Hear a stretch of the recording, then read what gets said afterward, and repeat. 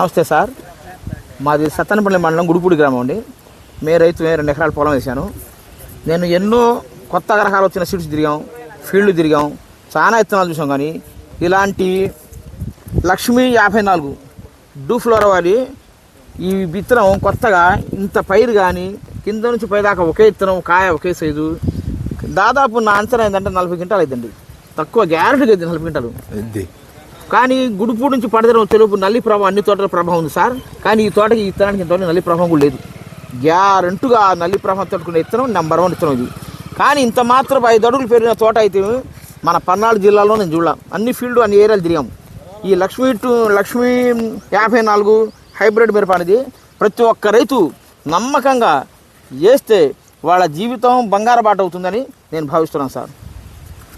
మీ పేరు చెప్పండి. నా పేరు గుడిపూడి అండి. మా పేరు సుబ్బారావు అండి. కింద నుంచి ఒకటే సైజు అండి కాయకి విత్తనం వచ్చి 80 విత్తనాలు దాకా ఉండయండి. లెక్కేసాను.